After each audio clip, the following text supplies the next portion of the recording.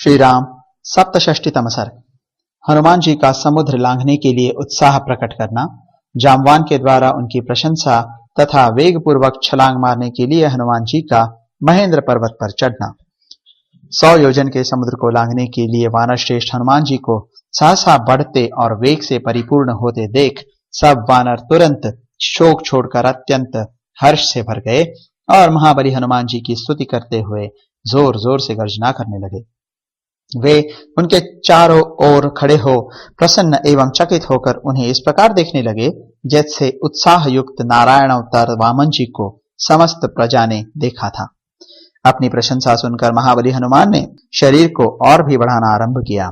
साथ ही हर्ष के साथ अपनी पूंछ को बारंबार घुमाकर अपने महान बल का स्मरण किया। बड़े बूढ़े वानर शिरोमणियों के मुख से अपनी प्रशंसा सुनते और तेज से परिपूर्ण होते हुए हनुमान जी का रूप उस समय बड़ा ही उत्तम प्रतीत होता था। जैसे पर्वत की विस्तृत कंदरा में सिंह अंगड़ाई लेता है, उसी प्रकार वायु देवता के औरस पुत्र ने उस समय अपने शरीर को अंगड़ाई ले लेकर बढ़ाया। जम्भाई लेते समय बुद्धिमान हनुमान जी का दीप्तिमान मुख जलते हुए भाड़ तथा धूम रहित अग्नि के समान शोभा पा रहा था। वे वानरों के बीच से उठकर खड़े हो गए। उनके संपूर्ण शरीर में रोमांच आ गया। उस अवस्था में हनुमान जी ने बड़े बूढ़े वानरों को प्रणाम करके इस प्रकार कहा। आकाश में विचरने वाले वायु देवता बड़े बलवान है, उनकी शक्ति की कोई सीमा नहीं है। वे अग्निदेव के सखा हैं और अपने वेग से बड़े बड़े पर्वत शिखरों को भी तोड़ डालते हैं। अत्यंत शीघ्र वेग से चलने वाले उन शीघ्रगामी महात्मा वायु का मैं औरस पुत्र हूं और छलांग मारने में उन्हीं के समान हूं। कई सहस्त्र योजनों तक फैले हुए मेरुगिरि की, जो आकाश के बहुत बड़े भाग को ढके हुए हैं और उसमें रेखा खींचता सा जान पड़ता है, मैं बिना विश्राम लिए सहस्त्रों बार परिक्रमा कर सकता हूं। अपनी भुजाओं के वेग से समुद्र को विक्षुब्ध करके उसके जल से मैं पर्वत, नदी और जलाशयों सहित संपूर्ण जगत को आपल्लवित कर सकता हूं। वरुण का निवास स्थान यह महासागर मेरी जांघों और पिंडलियों के वेग से विक्षुब्ध हो उठेगा और इसके भीतर रहने वाले बड़े बड़े ग्राह ऊपर आ जाएंगे। समस्त पक्षी जिनकी सेवा करते हैं, वे सर्प भोजी विनतानंदन गरुड़ आकाश में उड़ते हों तो भी मैं हजारों बार उनके चारों ओर घूम सकता हूं। श्रेष्ठ वानरों, उदयाचल से चलकर अपने तेज से प्रज्वलित होते हुए सूर्यदेव को मैं अस्त होने से पहले ही छू सकता हूं और वहां से पृथ्वी तक आकर यहां पैर रखे बिना ही पुनः उनके पास तक बड़े भयंकर वेग से जा सकता हूं। आकाशचारी समस्त ग्रह नक्षत्र आदि को लांघ कर आगे बढ़ जाने का उत्साह रखता हूं। मैं चाहूं तो समुद्रों को सोख लूंगा, पृथ्वी को विदीर्ण कर दूंगा और कूद कूद कर पर्वतों को चूर चूर कर डालूंगा, क्योंकि मैं दूर तक की छलांगे मारने वाला वानर हूं। महान वेग से महासागर को फांदता हुआ मैं अवश्य उसके पार पहुंच जाऊंगा। आज आकाश में वेग पूर्वक जाते समय लताओं और वृक्षों के नाना प्रकार के फूल मेरे साथ साथ उड़ते जाएंगे। बहुत से फूल बिखरे होने के कारण मेरा मार्ग आकाश में अनेक नक्षत्र पुंजों से सुशोभित स्वाति मार्ग मतलब छाया पथ के समान प्रतीत होगा। वानरों, आज समस्त प्राणी मुझे भयंकर आकाश में सीधे जाते हुए, ऊपर उछलते हुए और नीचे उतरते हुए देखेंगे। कपिवरों, तुम देखोगे मैं महागिरि मेरु के समान विशाल शरीर धारण करके स्वर्ग को ढकता और आकाश को निगलता हुआ सा आगे बढ़ूंगा। बादलों को छिन्न भिन्न कर डालूंगा, पर्वतों को हिला दूंगा और एक चित्त हो छलांग मारकर आगे बढ़ने पर समुद्र को भी सुखा दूंगा। विनतानंदन गरुड़ में, मुझ में अथवा वायुदेव में ही समुद्र को लांघ जाने की शक्ति है। पक्षीराज गरुड़ अथवा महाबली वायु देवता के सिवा और किसी प्राणी में मैं ऐसा नहीं देखता जो यहां से छलांग मारने पर मेरे साथ जा सके। एक से उत्पन्न हुई विद्युत की भांति मैं पलक मारते मारते सहसा निराधार आकाश में उड़ जाऊंगा। समुद्र को लांघते समय मेरा वही रूप प्रकट होगा जो तीनों पगों को बढ़ाते समय वामन रूपधारी भगवान विष्णु का हुआ था। वानरों, मैं बुद्धि से जैसा देखता या सोचता हूं, मेरे मन की चेष्टा भी उसी के अनुरूप ही होती है। मुझे निश्चय ज्ञान पड़ता है कि मैं विदेह कुमारी का दर्शन करूंगा, अतः अब तुम लोग खुशियां मनाओ।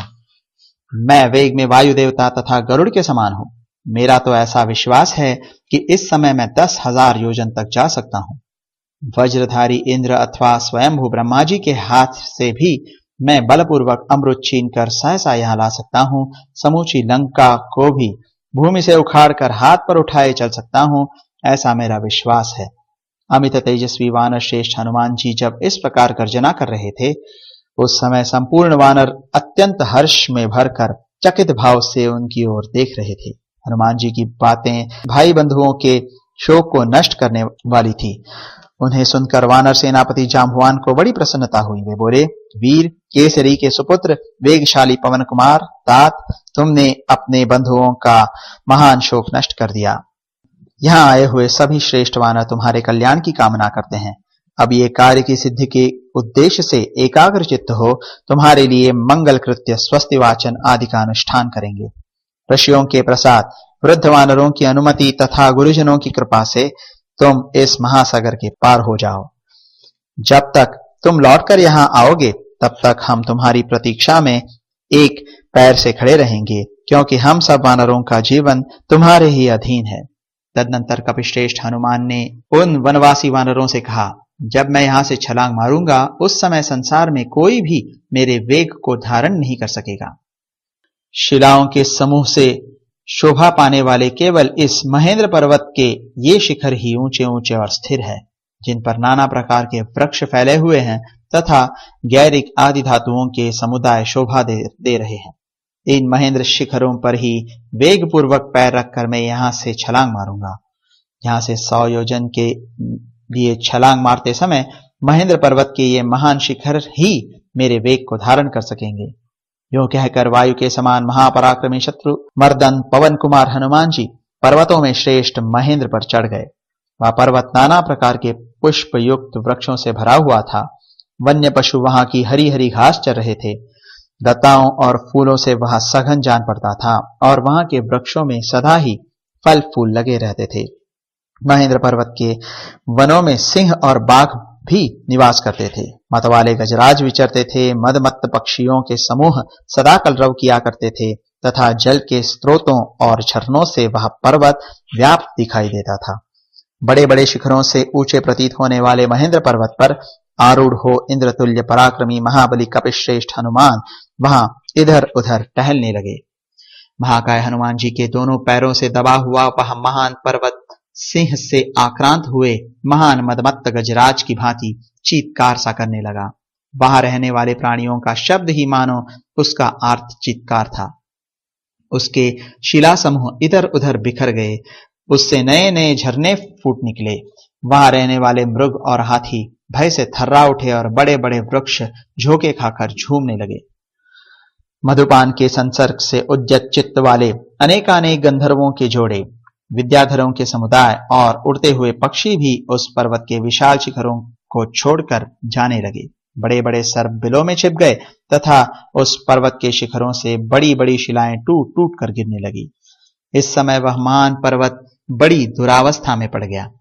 बिलों से अपने आधे शरीर को बाहर निकालकर लंबी सांस खींचते हुए सर्पों से उपलक्षित होने वाला वह महान पर्वत उस समय अनेकानेक पताकाओं से अलंकृत सा प्रतीत होता था। भय से घबराए हुए ऋषि मुनि भी उस पर्वत को छोड़ने लगे। जैसे विशाल दुर्गम वन में अपने साथियों से बिछुड़ा हुआ एक राही भारी विपत्ति में फंस जाता है, यही दिशा उस महान पर्वत महेंद्र की हो रही थी। शत्रुवीरों का संहार करने वाले वानर सेना के श्रेष्ठ वीर वेगशाली महामनस्वी महानुभाव हनुमान जी का मन वेग पूर्वक छलांग मारने की योजना में लगा हुआ था।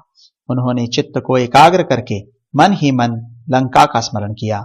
इस प्रकार श्री वाल्मीकि निर्मित आर्ष रामायण आदि काव्य के किष्किंधा कांड में 67वां सर्ग पूरा हुआ। किष्किंधा कांडम संपूर्णम।